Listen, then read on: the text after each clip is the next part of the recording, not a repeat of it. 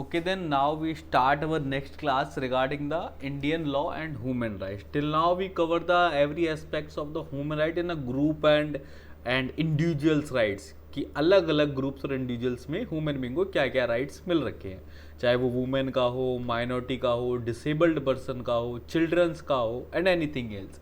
अब हम बात करेंगे अपने यहाँ के कुछ फंडामेंटल राइट्स के बारे में. बचपन से हम पढ़ते आ रहे हैं 6 फंडामेंटल राइट्स हैं. उन 6 फंडामेंटल राइट्स की क्या कंसिस्टेंसी है, क्या उनकी वर्किंग फिगर है, किस तरीके से वो आए हैं, किस आर्टिकल में वो फॉर्म है, that thing we will clear today. So first of all, we have the 6 fundamental right regarding the right to equality, against exploitation, education, freedom, religion and constitutional remedies. In all of these article, one of the article is the right to property is also be a fundamental article which are part in last time which will be the part of the article 19 subclause 1 subclause F. But by virtue of the 44th amendment in 1978, it will be removed from the fundamental rights. Now it's only a constitutional rights. ठीक है. भूमि का अधिकार जो आपका था, property right to property जो आपका था, वो पहले आपका फंडामेंटल राइट था, लेकिन 44th अमेंडमेंट के बाद 1978 में इसे कॉन्स्टिट्यूशनल राइट में ट्रांसफर कर दिया गया. अब ये फंडामेंटल राइट नहीं रहा, वहां से इसे हटा दिया गया. Now we come with these 6 fundamental rights and we cover the every fundamental right with one by one. First of all is the right to equality. Right to equality is the one and the most important right for the wait, what happened? हाँ, one of the most एक minute ये ऊपर की side शायद pen use नहीं हो सकता. हाँ, one of the most important right which deal from the article 14 to article 18. Equality means everything. If a ruler treat everyone equal, then it's become the easy for the people that they get the opportunity in a similar way. हमारे साथ कोई भी contradiction जब होगा तब इसीलिए होता है कि जी उसको ये ज़्यादा मिल रहा है. अगर सबको समान मिल जाए तो फिर कोई विवाद की स्थिति नहीं रहेगी. दिक्कत ये तब आती है जब हम कहते हैं कि नहीं जी उसे ज़्यादा मिल रहा है, मुझे कम क्यों मिल रहा है. लोगों के यही सवाल है. और जब रूलर सबको समान ट्रीट करने लगे, that is the situation regarding the right to equality. In the constitution, in the right to equality, they explain the word it confirms the all individual. All individuals means include both citizen and foreigners. Point to be noted that कि individual all का मतलब ये citizens को तो मिलेगा ही मिलेगा. कोई enemy है, एलियन है, कोई फॉरेनर है, उसे भी ये राइट मिलेगा, वो भी सिमिलरली ट्रीट होगा. अगर हमारे इंडियंस के लिए मर्डर एक ऑफेंस है तो फॉरेनर अगर यहाँ के मर्डर करते तो उसके लिए भी सेम ऑफेंस है, कोई अलग से रूल नहीं है. अब क्या राइट है? Right to equality before law और equal protection before law. It confirms the all individual regarding the right to equality before law and equal protection of law. अब आपका वर्ड यूज हुआ है जी and. It means there are the two thing, equality before law और equal protection. दो कौन कौन सी चीज मिली आपको? इक्वालिटी मिली लॉ के लिए और इक्वल प्रोटेक्शन मिला लॉ के द्वारा. अब इसमें क्या फर्क आया? इसमें फर्क ये आया कि first of all law apply to the everyone equally. जो भी लॉ होगा सब पे समान रूप से लगेगा. It's means the equality before law. यहाँ पे एप्लीकेशन की बात हो रही है. और लॉ गिव इक्वल प्रोटेक्शन. यहाँ पे लॉ की बेनिफिशियल पार्ट की बात हो रही है, लॉ की बेनिफिशियरी की और एडवांटेजेस की बात हो रही है कि लॉ जो एडवांटेज भी देगा वो भी सबको समान देगा. लॉ की इंजॉयमेंट की बात हो रही है यहाँ पे. यहाँ पे लॉ की इन्फोर्सिंग की बात हो रही है, तो इन्फोर्स भी सब पे इक्वल होगा और उसका इंजॉयमेंट भी सब इक्वली करेंगे. अगर लॉ कोई एडवांटेज देता है किसी को तो वो सबको मिलेंगे, किसी को हम स्पेशली एडवांटेज नहीं दे सकते. दो ये वर्ड स्पेशली कॉन्स्टिट्यूशन के फ्रेमवर्क से इसलिए करे क्योंकि उन्हें पता था कि आगे चल के हम ये कह सकते हैं कि जी अप्लाई तो सब पे समान हो रहा है फोर्सफुली, लेकिन एडवांटेज हम कुछ कुछ खास लोगों को दे रहे हैं. दैट की सिचुएशन कैन बी कम. पर उन्होंने बड़ी ब्रीफली क्लियर कर दिया छोटे शब्दों में कि अप्लाई भी समान होगा, एडवांटेज भी सबको समान मिलेंगे. Did you get the point? That is deal with the right to equality. Now we come with the right to provision of discrimination by virtue of the article 15। अब आर्टिकल 15 सिंपल ये कहता है कि there can not be no discrimination occur on the basis of religion, race, caste, sex, place of birth और area. किसी में से किसी भी ग्राउंड पे हम किसी भी चीज के लिए कोई डिस्क्रिमिनेशन करेंगे ही नहीं, सबको सिमिलर ट्रीट करेंगे और सबके वेलफेयर के लिए थिंक अबाउट करेंगे। But on the same article, by virtue of Article 15 subclause 2 and 15 subclause 3, government and the constitution give some power to the government regarding for the public welfare। कि government ने constitution ने कुछ अलग से powers भी दी, जैसे कि आर्टिकल 15 सबक्लॉज 3 कहता है कि आप वुमेन और चाइल्ड के लिए स्पेशल लॉ बना सकते हैं, ठीक है। और आर्टिकल 15 सब क्लॉज 2 कहता है कि no citizen shall be discriminate against access of the public place like restaurant, hotel, cinema halls, well, public roads etcetera only on ground of religion, race, caste, sex, birth. ये कहता है कि आपको जो access to the public place है, किसी restaurant में जाना, होटल, सिनेमा, इन सब में भी कोई डिस्क्रिमिनेशन नहीं होगा, लेकिन वुमेन और चिल्ड्रन के लिए bye virtue of article 15 sub clause 3 आप स्पेशल लॉ बना सकते हैं। अब जी हम इनके लिए स्पेशल लॉ क्यों बना सकते हैं? इनके लिए हम स्पेशल लॉ इसलिए बना सकते हैं क्योंकि मैंने पहले भी आपको बताया, जो इक्वलिटी है, इक्वलिटी ये देने की वस्तु नहीं है। Equality it's not a thing which can be give, हमें कोई दे नहीं सकता। इट्स अ वर्ब, ये क्रिया है, ये नाउन नहीं है, ये करने की वस्तु है, ये एक्टिविटी है। इक्वालिटी करी जाती है, होती नहीं है।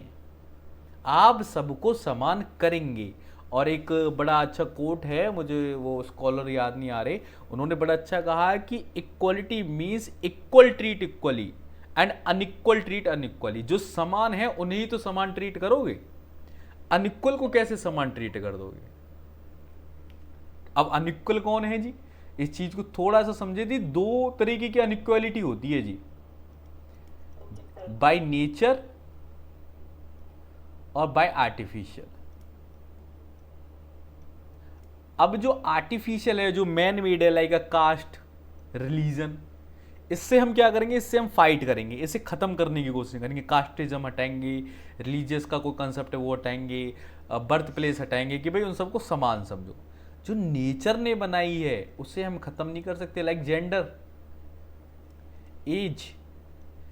एक छोटा बच्चा और एक अडल्ट और एक ओल्ड, तीनों अलग अलग एज कैटेगरी में, तीनों की फिजिकल स्ट्रेंथ अलग अलग है। जब नेचर ने, एक मेल और फीमेल की अलग स्ट्रेंथ है, तो जब नेचर ने उनमें डिस्क्रिमिनेशन करा तो then who can we make them equal? तो हम उन्हें कैसे इक्वल बना सकते हैं?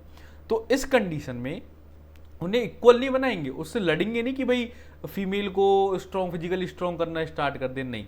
हम उन्हें some of the better right देंगे, by virtue they can be come towards the male. उनके जो नीचे हैं उसे अपलिफ्ट करेंगे और फिर इक्वलिटी लगाएंगे। That is the scenario behind the reservation.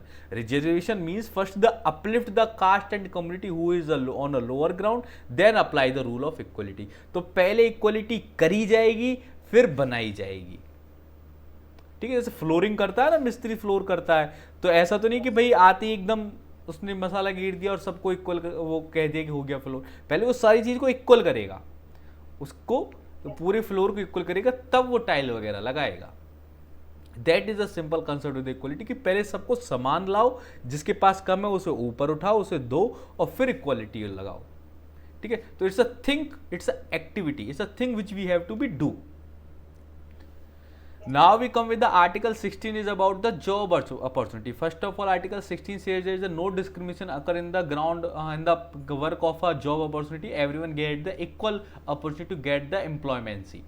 But it provides the some of the right on the basis of the, देखो ये वाली लाइन पढ़नी है आपको, आर्टिकल 16 सब क्लॉज 3 ये कहता है कि रेजिडेंस के बेस पे अगर कोई क्वालिफिकेशन है तो उसमें हम उसमें कुछ ग्राउंड्स पे लॉ क्रिएट कर सकते हैं डिस्क्रिमिनेशन का। कि जैसे सपोज हमें कोई जॉब ऐसे लोगों को देनी है जो स्पेशल प्लेस से आए हुए हैं, क्योंकि उसका क्लाइमेट हो सकता है, कुछ उसमें स्पेशलिटी हो सकती है, या फिर वो बेटर वर्किंग हो सकती है। जैसे हमें अगर हिली एरिया पे मिलिटेंट्स रखने हैं, आर्मी को ऑक्यूपाई करना है, तो हम उन लोगों को लेना ज़्यादा पसंद करेंगे जो हिली एरिया से आते हैं, ठीक है। तो वो क्वालिफिकेशन का ग्राउंड है, वो कोई डिस्क्रिमिनेशन का ग्राउंड नहीं है। Apart from this, Article 16 subclause 4 give the special provision to the backward classes educationally backward classes, the persons who are belong from the backward classes, government and the constitution give them a power to make reservation for them.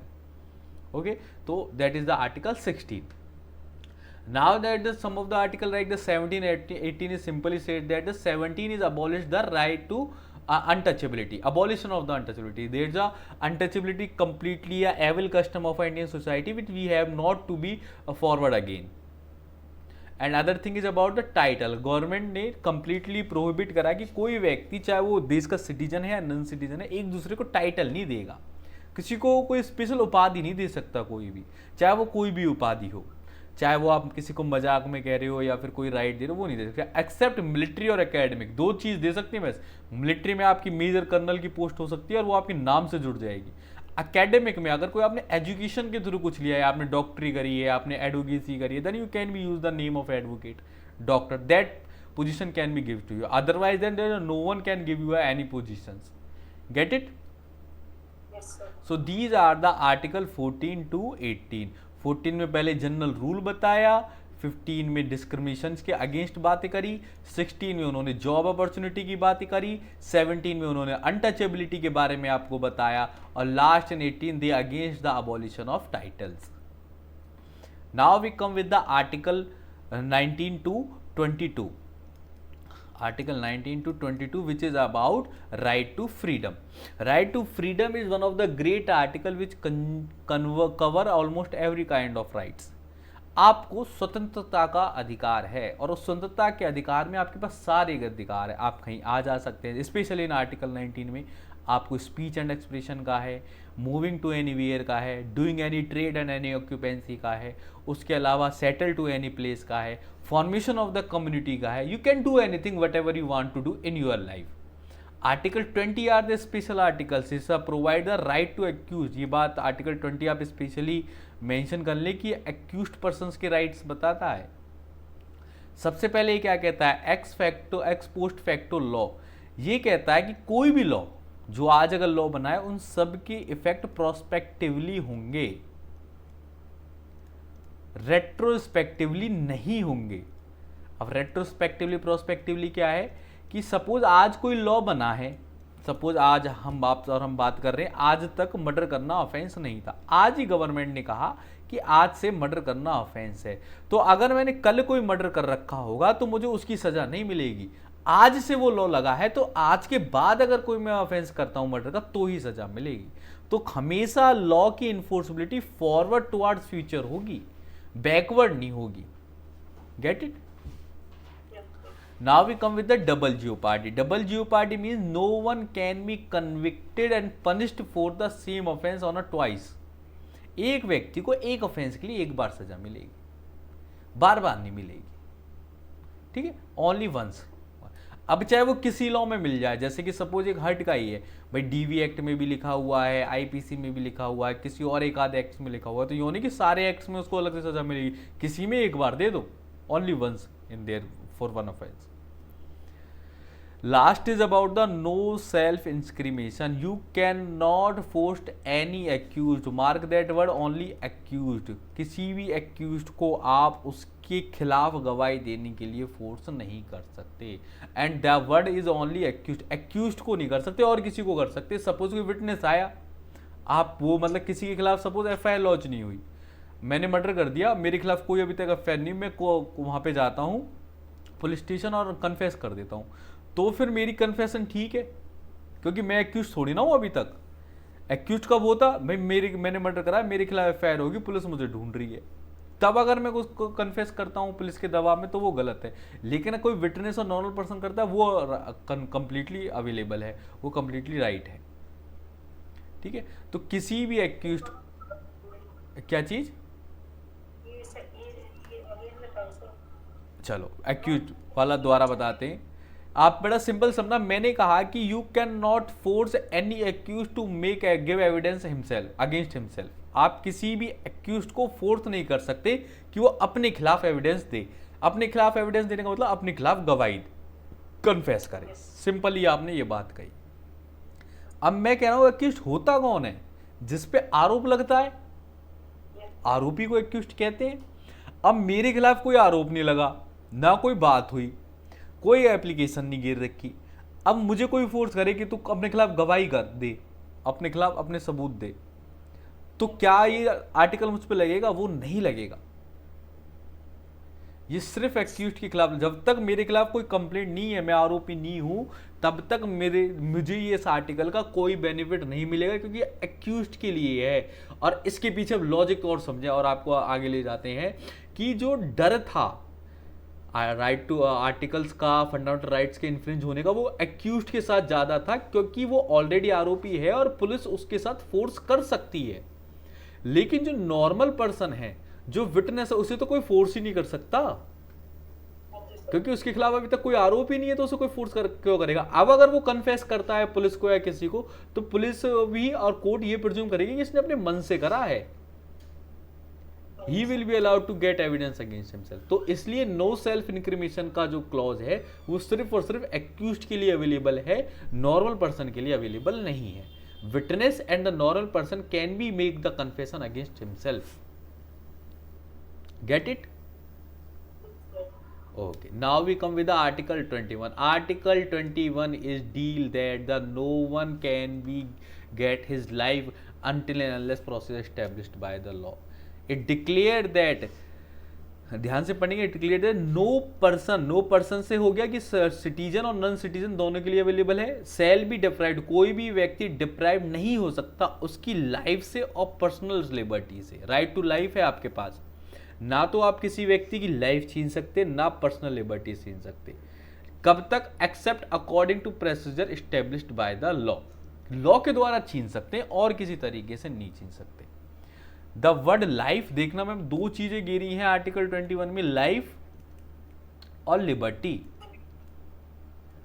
Life is about the circumstances by which you are survive, food, shelter, cloth, simply environment, water, potable water, good environment, nutritious food, that are the thing regarding with your life.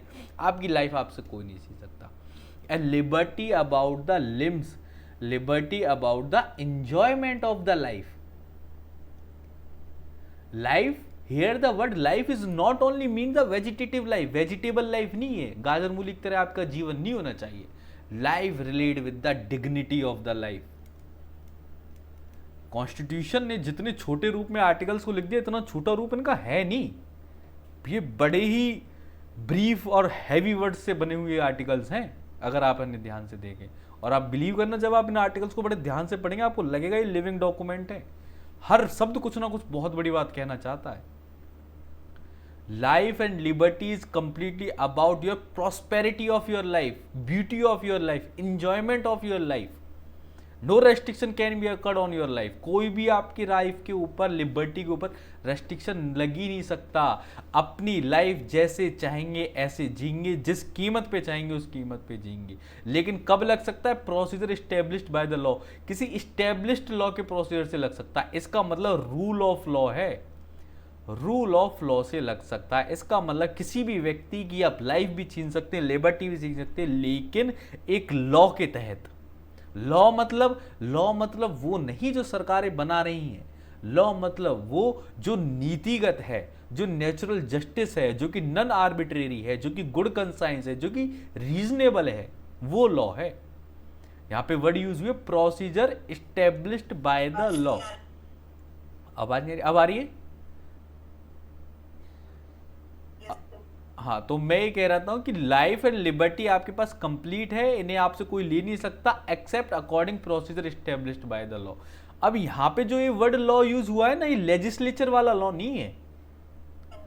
ये जो law है, इस law का broad रूप है कि जो law का प्रोसीजर है उसी के तहत आप लाइफ एंड लिबर्टी ले सकते हो। और ये जो लॉ है, ये नेचुरल लॉ है, ये रूल ऑफ लॉ है। और नेचुरल लॉ क्या है कि आपका लॉ नॉन आर्बिट्रेरी हो, रीजनेबल हो, अकाउंटेबल हो, गुड कंसाइंस वाला लॉ हो। हाँ जी बताइए।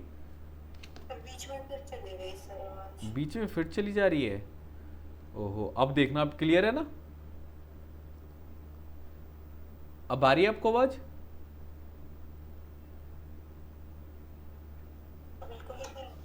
बिल्कुल नहीं आ रही।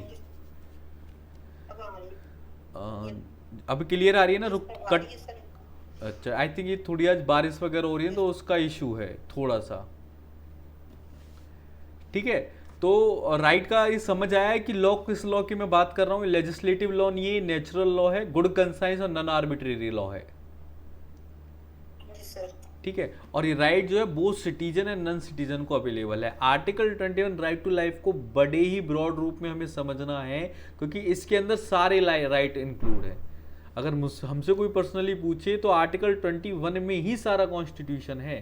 Whole law are have the single object only welfare of the human being, and human being hardly depend upon their life and liberty. जीवन और आज़ादी दो ही हमारे जीवन के सत्य पहलू हैं। दो ही चीज़ चाहिए व्यक्ति को, पहले अच्छा जीवन चाहिए और मन चाहिए, आज़ादी चाहिए। उसी की लड़ाई में हम लग रहे हैं। अच्छा। ठीक है। On the same line article 21A was introduce, right to education अलग से इंट्रोड्यूस करा गया था। और 51A आर्टिकल 51A इसके साथ ही आया, जिसने ये कहा कि 6 to 14 ईयर्स के जो बच्चे हैं उन्हें नेसेसरी एजुकेशन मिलेगी। 86th अमेंडमेंट थी कॉन्स्टिट्यूशन की। ठीक है। Bye virtue of the 86th amendment article 21A also inserted in the constitution, and article 51A sub clause K also institute in the constitution, and that they say about the children who is the age from to the 6 to 14 definitely get their necessary education. Okay. Now we come to the article 22। Article 22 भी थोड़ा थोड़ा आपका right to accused के बारे में है, जो simple ये कहता है कि whenever the person get arrested he should also get the some right that who has been arrested and shall detain the custody inform about the ground of arrest. जो भी इन्हें अरेस्ट करेगा और custody में रखेगा उनको inform जरूर करेगा कि किस ग्राउंड पे और किस रीजन से वो अरेस्ट हुए हैं, उनको और उनके फैमिली मेम्बर्स को। At least the person whoever get the arrest and whoever the get the any type of restriction, he should have the information regarding that the why he get arrested. Okay, तभी तो वो अपना trial करवा सकता है, अपना council choose कर सकता है। एटलीस्ट उसे ऑफेंस तो पता चले, किस ऑफेंस के लिए वो पता पड़ी। बहुत सारे ऑफेंस कर रखे हैं जी हमने, तो आपने किस वाले के लिए गिरफ्तार करा है।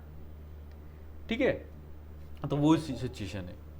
Now we come with the right against exploitation. Simple ये कहता है कि किसी भी व्यक्ति को एक्सप्लॉइट नहीं करा जा सकता। जब उसका मन है काम करने का तभी करेगा, जब उसकी इच्छा है वर्क लेबर करने की तभी वो लेबर वर्क करेगा, अदरवाइज वो नहीं करेगा। Simply says that the prohibit the trafficking of human being. Human being की ट्रैफिकिंग नहीं कर सकते, बैगिंग के लिए उसे फोर्स नहीं कर सकते, और लेबरी के लिए उसे फोर्स नहीं कर सकते। और article 24 specially about the child who is below then the 14 years age can not be use in any type of laborious work. Okay, that is the right against exploitation. Now we come to the right to freedom of religion. Secularism की प्रस्तावना अब आपकी यहां से start होती है।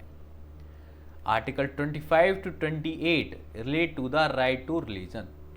सबसे पहले आपका आर्टिकल 25 आता। आर्टिकल 25 आपसे डायरेक्टली कहता है कि you are free to profess, practice, propagate any religion. किसी भी रिलीजन को आप मान सकते हैं, अपना सकते हैं और यूज कर सकते हैं, प्रैक्टिस कर सकते हैं किसी भी रिलीजन को। वो इवन आपसे ये नहीं कहता कि आप जिस रिलीजन के हैं उसे प्रैक्टिस करेंगे, किसी को भी कर सकते हैं। By word use the think any religion they give the chance of conversion. लोग पूछते हैं कि कन्वर्जन का जी प्रावधान कहाँ लिखा है? यहाँ पे लिखा है।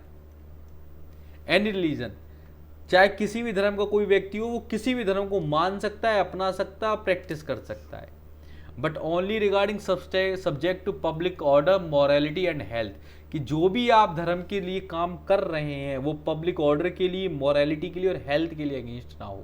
आप कोई ऐसी एक्टिविटी ना करें जिससे एनवायरनमेंट पॉल्यूट हो रहा है, आप कोई ऐसी एक्टिविटी ना करें जिससे एनवायरनमेंट का मॉरल खराब हो रहा है, पब्लिक ऑर्डर खराब हो रहा है, पब्लिक में डिसेंसी खराब हो रही है। Your act should be a dignified act and you can adopt, profess, propagate and practice any religion. Get it? तो ये जो वाला आर्टिकल 25 है ये है आपका जीन आर्टिकल। इसके बाद जो 26, 27 और 28 हम पढ़ेंगे वो है स्पीसीज। ठीक है। अब 26 आपसे क्या कहता है कि अब आपको, पहले तो हमने ये इजाजत दी कि भाई आप कोई भी रिलीजन अपना सकते हैं, अब 26 कहता है कि अपने रिलीजन्स के अफेयर को भी आप कंटिन्यू कर सकते हैं, अपने रिलीजन्स के रिगार्डिंग कोई भी कस्टम है, प्रैक्टिस है, कोई उसका सब्जेक्ट मैटर है, कोई एक्टिविटी है, फेस्टिवल है, ओकेजन है, you can be do any type of celebration with them and any type of activity with them until unless that should be come under the criteria of public order or morality and health.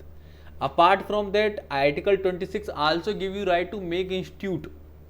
यहाँ पे आप एक छोटा सा लिख लें, institutional right भी है आपके पास, आप अपने धर्म के बढ़ावे के लिए, उसके प्रचार के लिए इंस्टीट्यूट खोल सकते हैं, एजुकेशनल इंस्टीट्यूट खोल सकते हैं, जहाँ पे आप सिर्फ रिलीजियस इन्फॉर्मेशन देते हैं, रिलीजियस पढ़ाइयाँ देते हैं, बुक्स के बारे में बताते हैं, आप कथा करवा सकते हैं, उसके प्रचार के लिए आप असेंबलीज करवा सकते हैं, what ever you want to do you can be do regarding for the promotions of your religion. Okay, now we deal with the article 27 deal with the freedom to payment taxes. अगर उस promotion में आपका कोई खर्चा होता है, फिर कोई भी चीज़ होती है, तो उसमें आपको टैक्स पे करने की आवश्यकता नहीं है. And the last article 28 says that, इसको आप थोड़ा सा ध्यान से देना, ये कहता है कि कोई भी एजुकेशनल इंस्टीट्यूट, सबसे पहले तो किसी भी एजुकेशनल इंस्टीट्यूट में रिलीजियस इंस्ट्रक्शन नहीं दिए जाएंगे जो स्टेट के द्वारा फंडेड है. जितने भी गवर्नमेंट स्कूल होते हैं ना मैम, वहाँ पे कभी ना कोई फेस्टिवल सेलिब्रेट नहीं करते, वो हमेशा हर फेस्टिवल की छुट्टी देते हैं, क्योंकि सारे रिलीजन के फिर सेलिब्रेट करने पड़ेंगे. क्योंकि इंडिया एक सेकुलर कंट्री है, अपना उसका कोई रिलीजन नहीं है, हमने किसी रिलीजन को ऐसे राष्ट्रीय धर्म की उपाधि नहीं दी है, तो इसका मतलब हम किसी स्टेट फंडेड स्कूल में ऐसी चीज़ें नहीं करवाएंगे. ठीक है जी. अगर कोई स्टेट फंडेड नहीं है और लाइसेंस्ड है, स्टेट की परमिशन तो हमें सारे स्कूल खोलने में लेनी पड़ेगी भाई, फंड ना ले बेशक, परमिशन तो उसकी लेनी पड़ेगी. तो लाइसेंस्ड स्कूल बेशक है, उसमें पार्टी की मर्जी है कि अगर वो चाहे, जैसे कोई रिलीजियस एक्टिविटी हो, जैसे हमारे यहाँ जब हमारी एमएन यूनिवर्सिटी में जब हम कोई वर्क करते हैं तो सरस्वती वंदना होती है, तो उस सरस्वती वंदना में जो मॉम डांस है, अगर वो चाहे तो वो पार्टिसिपेट कर सकते हैं, अदरवाइज वो नहीं कर सकते, नहीं करना चाहे तो नहीं करते, या फिर वो बैठे रहें, उसमें कोई इशू नहीं है. It's completely on their choice, और हम भी उन्हें फोर्स नहीं कर सकते. ठीक है. और not only in that type of situation where the person has the below then 80, then you have to be take consent from your them parents. अगर कोई बच्चा 18 साल से कम का है तो उस केस में उसके पेरेंट्स से कंसेंट लेंगे. ठीक है. तो by virtue of article 28 there is a completely freedom to you that if you want to be participate of the any religious instruction in any education institute, only then you can do, otherwise there is a no force to you. So 25 to 28 it simply says that the 25 ने पहले आपको general rights बताया, 26 ने institute खोलना और promotions के बारे में बताया, 27 ने कहा कि टैक्स भी नहीं लेंगे हम आपसे, और 28 ने कहा कि भैया खोल तो आपने सारे इंस्टीट्यूट लिए, सब कुछ लिया, लेकिन किसी को फोर्स ना कर देना. जिसका मन है आपकी एजुकेशन लेना, आपके धर्म को समझने की इच्छा है, उसी को ही समझाओगे, ये नहीं कि जबरदस्ती सुनाने लगे. ठीक है. Now we come with the cultural and educational rights. It's our, if I say the fifth right regarding the fundamental right, कि देखो हमने इक्वालिटी दे दी, फ्रीडम हमने दे दिया, एजुकेशन हमने दे दी, एक्सप्लॉइटेशन हमने रोक दिया, और सेकुलर हमने दे दिया, सेकुलरिज्म हमने दे दिया. अब एक बात आती है कि हमारे कल्चर्स का क्या, कल्चर भी तो है हमारे पास. यहाँ पे जो एजुकेशन राइट की हम बात कर रहे हैं वो नॉर्मल एजुकेशन राइट की बात नहीं हो रही, वो कल्चरल एजुकेशन की बात हो रही है, कि हमारे जो कल्चर है, कस्टम है, हमारी एक संस्कृति है, हमारा एक पहनावा है, एक हमारी लैंग्वेज है, इसके अलावा हमारी एक पूजा पद्धति है, हमारे कुछ रीति रिवाज हैं, कुछ हमारे स्पेशल फेस्टिवल्स हैं, उसका आगे कैसे फॉरवर्ड होंगे, वो उसकी रिगार्डिंग जो एजुकेशन है वो आप कैसे देंगे. तो सबसे पहले हमने ये कहा कि रेस, रिलीजन, कास्ट के बेसिस पे कभी तो कोई डिस्क्रिमिनेशन नहीं होगा, और जो भी माइनॉरिटीज़ है, रिलीजन, रेस, कास्ट, लैंग्वेज के ऊपर जो भी माइनॉरिटीज़ है, उनके पास राइट है अपने एजुकेशनल इंस्टीट्यूट ओपन करने के. यहाँ पे जो एजुकेशनल इंस्टीट्यूट ओपन हो रहे हैं वो नॉर्मल एजुकेशनल इंस्टीट्यूट हैं, उसमें बस समहाउ आप अपने कल्चर की भी एजुकेशन देंगे. जो ऊपर हमने 26 में बात करी थी वो सिर्फ रिलीजियस एजुकेशनल इंस्टीट्यूट थे, लेकिन जो 29 और 30 में जिन इंस्टीट्यूट्स की बात हो रही है वो स्पेशली मैनिफेस्टेड इंस्टीट्यूट हैं, जहाँ पे एजुकेशन भी होगी। बस वो क्या करेंगे, जो अपने कल्चर विशेष के जो लोग हैं, अपने कल्चर्स को बढ़ावा देने वाले जो लोग हैं, उनको अलग से बुलाएंगे। जैसे कि सपोज ये अलीगढ़ मुस्लिम यूनिवर्सिटी है, AMU है, तो ये स्पेशली इस बेस पे बनी है कि हम मुस्लिम्स को एजुकेशन देंगे। मुस्लिम कौन, जो उनके कल्चर से रिलेटेड है, जो इसके ऑर्गेनाइजेशन है उनके कल्चर से रिलेटेड वाले जो लोग हैं उनको वो एजुकेशन देंगे। That is the thing related to the cultural and educational right. Culture के साथ जो एजुकेशन मिल रही है, फिर कल्चर की जो एजुकेशन मिल रही है, उसके लिए आपके पास राइट्स हैं। कि अब थोड़ा सा बस समझते चलना कि यहाँ पे हम नॉर्मल एजुकेशन देने के लिए बुला रहे हैं कि जो हमारी कम्युनिटी के जो लोग हैं, क्योंकि हम माइनॉरिटी हैं और हमारी कम्युनिटी के कुछ लोग हैं वो पीछे रह जा रहे हैं, वो पीछे ना रहें, वो आगे बढ़े, इसलिए हम उन्हें एजुकेशन दे रहे हैं। कल्चर की एजुकेशन नहीं, नॉर्मल एजुकेशन। हाँ जी सर। ठीक है, उस नॉर्मल एजुकेशन में अगर आप अपने कल्चर को पार्टिसिपेट करना चाहते हैं तो आप करा सकते हैं, not know any problem with that. Get it? So these are the 5 fundamental rights which I had to share with you regarding the equality, regarding the freedom, regarding the against exploitation, or regarding the religion and regarding the culture. Now the last right left with the regarding the security of that right. भाई ये जो सारे अधिकार मिले, ये आपके पास protect कैसे रहेंगे, इनका प्रोटेक्शन कैसे होगा? For the development of these right and human being, first of all we require the ensurity of the these right. Ensure भी तो करनी है राइट। राइट अब तक क्लियर हुए सारे फंडामेंटल राइट्स। Yes sir. अब जी राइट कैसे क्लियर करेंगे, तो इन्होंने बड़ा सिंपल ही कहा सबसे पहले आर्टिकल 13 में कि कोई भी स्टेट ऐसा लॉ नहीं बनाएगा जो कि फंडामेंटल राइट से इनकंसिस्टेंट हो। अगर वो बनाता है तो वो वॉइड रहेगा। एक बात ये क्लियर हुई कि भाई कोई भी स्टेट मीन्स कोई लेजिस्लेचर हो या फिर स्टेट असेंबली हो, वो अगर ऐसा लॉ बनाती है जो inconsistent with the fundamental right है, that will be declare as void. इसके बाद अगर फिर भी ऐसा कोई राइट बन जाता है, then we can be approach to the supreme court and high court, anyone else. Supreme Court can be approached by through the Article 32 and High Court can be approached through the Article 226. Get it? Yes एक चीज इसमें मुझे बस आपसे ये add करवानी थी कि जो आर्टिकल 32 है वो सिर्फ फंडामेंटल राइट्स के लिए ही यूज होता है, लेकिन वहीं जो आर्टिकल 26 है वो फंडामेंटल राइट के साथ साथ एनी अदर राइट उसके लिए भी यूज होता है। अगर आपका फंडामेंटल राइट इन्फ्रिंज हुआ, कोई और स्टैट्यूटरी राइट या कॉन्स्टिट्यूशनल राइट इन्फ्रिंज हुआ है, तो भी आप हाई कोर्ट में आर्टिकल 226 के बदौलत रिट फाइल कर सकते हो। तो इसका मतलब आर्टिकल 226 का जो जुरिस्डिक्शन है वो ब्रॉड है comparatively to the article 32। Get it?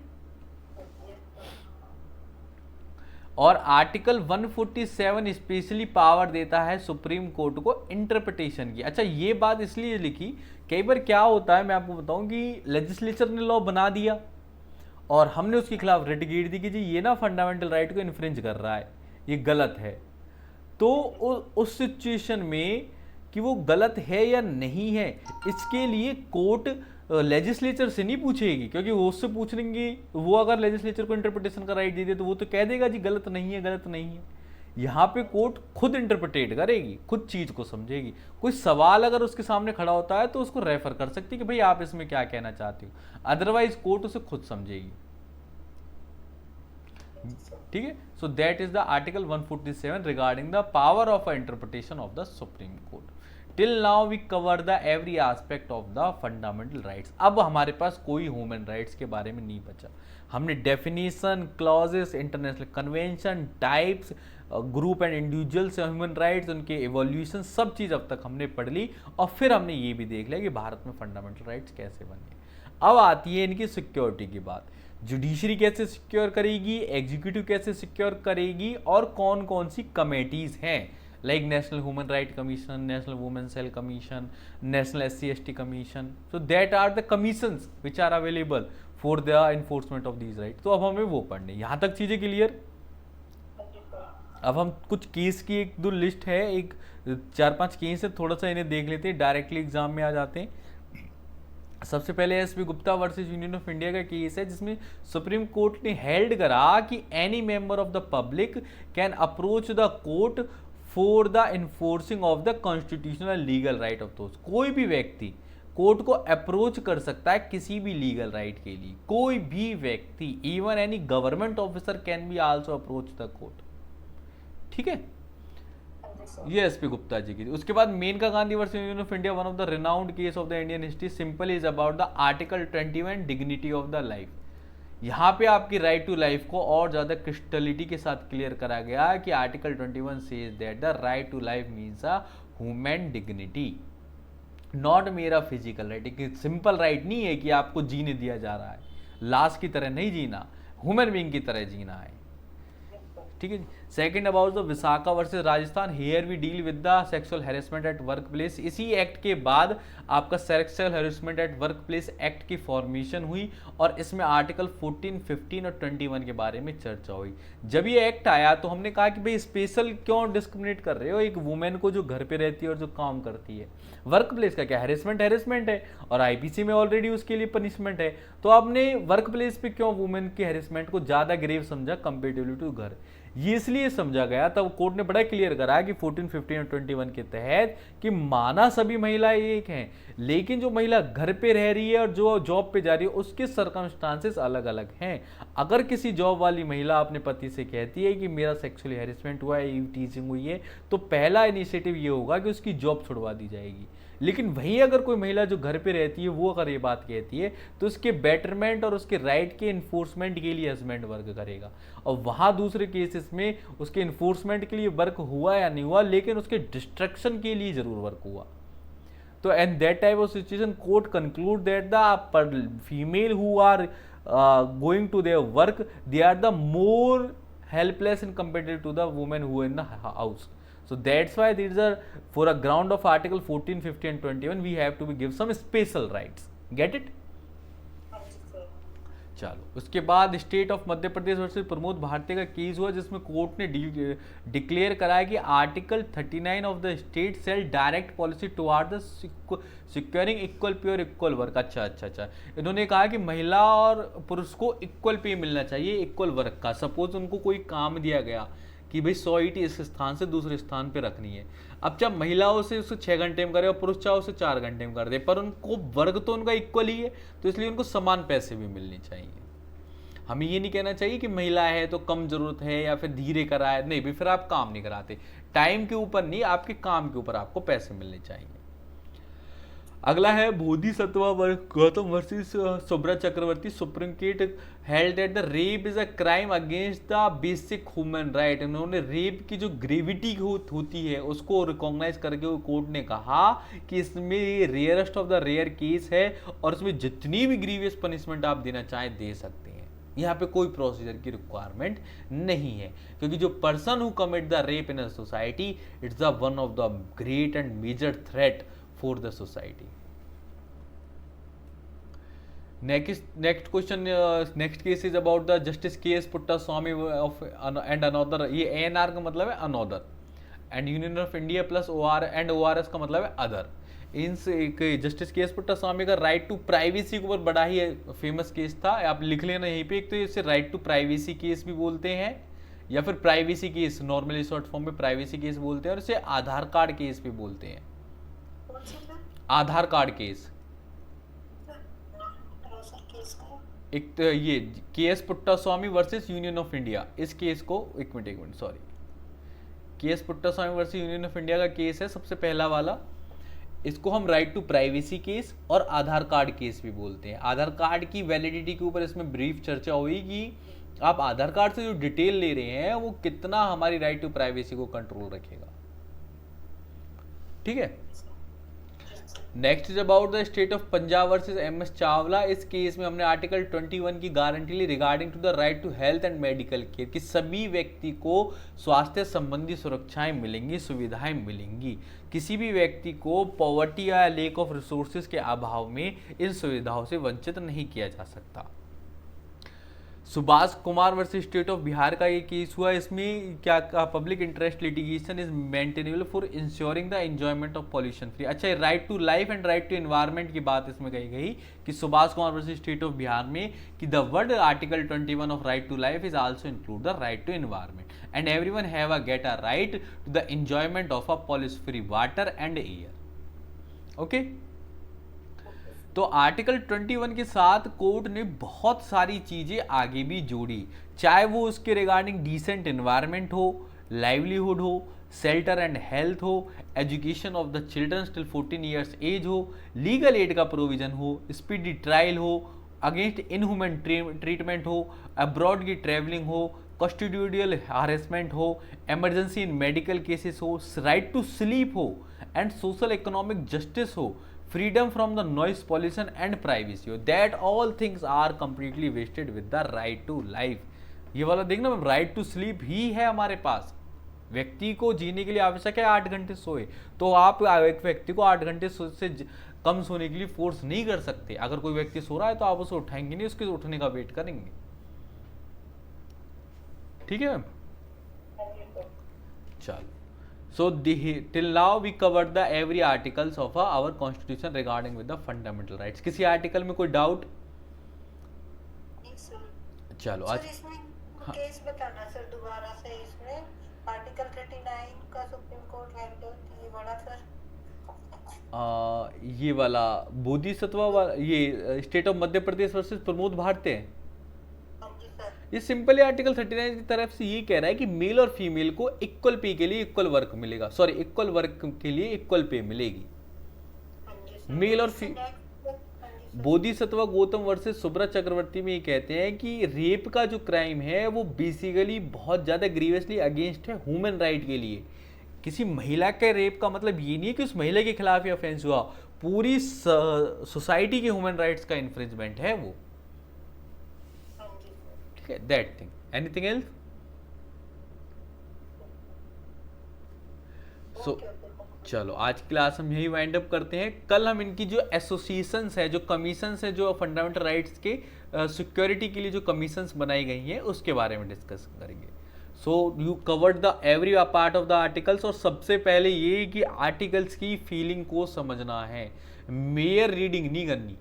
ये क्या कह रहे हैं, क्या इनका ऑब्जेक्ट है, क्या इनके फंडाज हैं, वो आपके माइंड में क्लियर होने चाहिए, एक चीज़। दूसरी चीज़ जो इनकी सिक्वेंस है, डायरेक्ट क्वेश्चन क्रोनोलॉजी के रिगार्डिंग भी आएगा, मैच द फॉलोइंग से आएगा। तो आर्टिकल 26, 27, 28, 30 इन सब की आपको पता होनी चाहिए। कीवर्ड्स आप निकाल लीजिए किसका क्या है।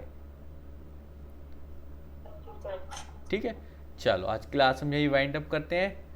Thank you for everything.